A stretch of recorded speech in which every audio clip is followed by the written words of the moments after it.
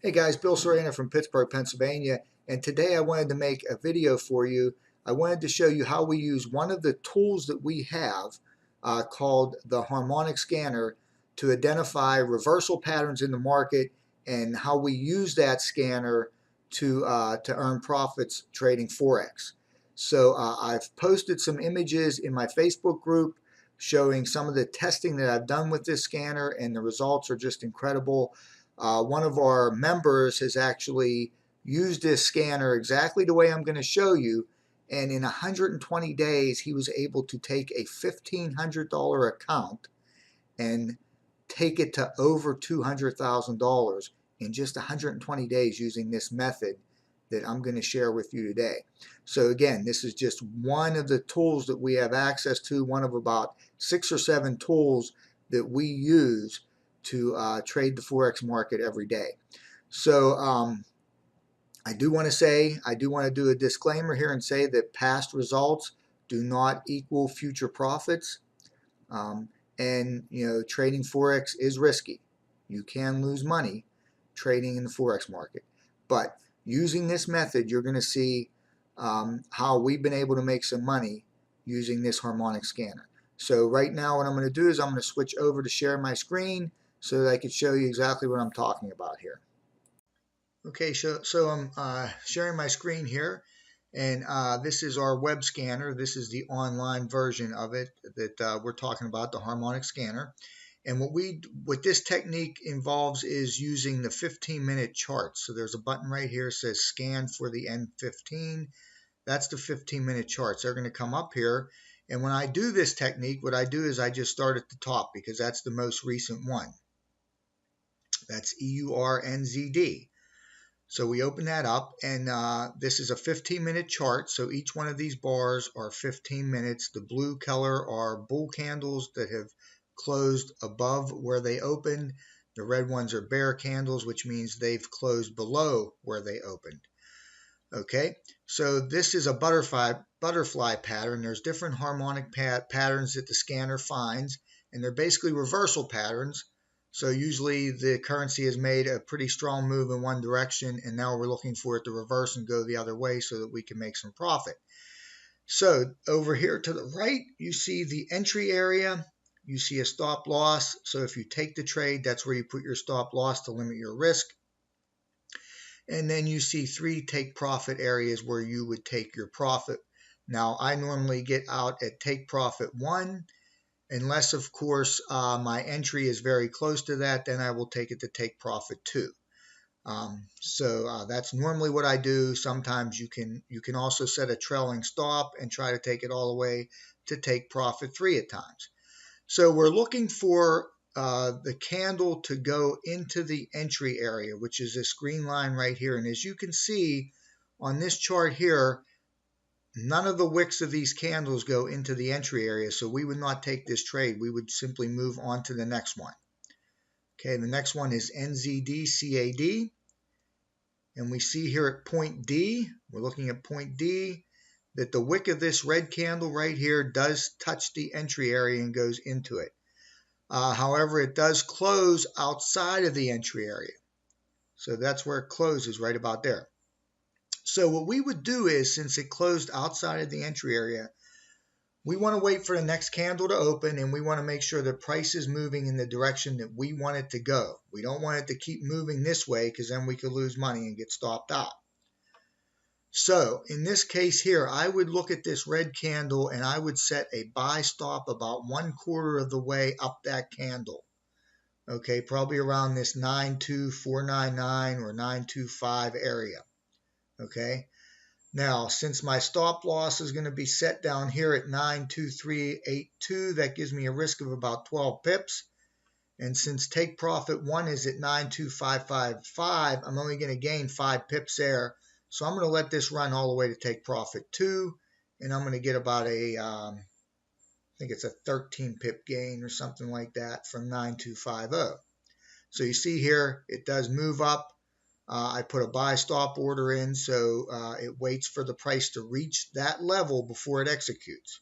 Okay, if it doesn't reach that level, it wouldn't execute. But as you see here on the next candle, it does hit that level. Price continues moving up all the way through 1, 2, and almost hits take profit 3. Okay, so this would be a very good trade. The next one is Gbp Aud.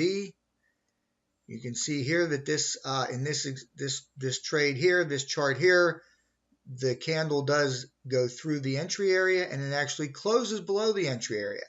So since that candle closes below the entry area, I would simply put my buy stop order in right at the entry area, or maybe 1 pip above it, to make sure the price is moving in the direction I want it to move. You see that does happen here. I could get in right at the entry at 64357, 1.64357. I could get out at take profit 1 for a gain of about 28 pips. Okay, so I can get out there, or I could decide to stay in the trade, use a trailing stop, maybe take it up through take profit 2. It's totally up to you, but like I said, I usually get out at take profit 1 unless my entry is very close to that, or if take profit 1 is more than 50 pips away from my entry, I'll usually get out with a 50 pip gain.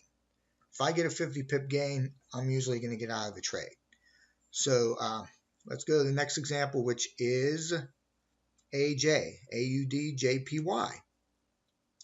As you see here, this goes up into the entry area, but it closes down below it. So again, this candle here is the one that goes up into the entry area. I would look about 1/4 of the way down that candle, and I would set a sell stop order right about there at 86.07287. You can see that over in the right hand column, highlighted with black around it. So that's where I would set my sell stop order, and then again I would probably more than likely get out at take profit 1 for a good gain there. Okay, the next example is Gbp Aud, and as you see here, this one does not hit the entry area. So even though we could have made money with this trade, as you see it moves up, we would not have gotten in it, because using this technique that we're using, we need to wait for the price to go into the entry area, and then we need to wait for that candle to close, and then we take the trade on the next candle. So since it didn't go into the entry area, we wouldn't take that trade.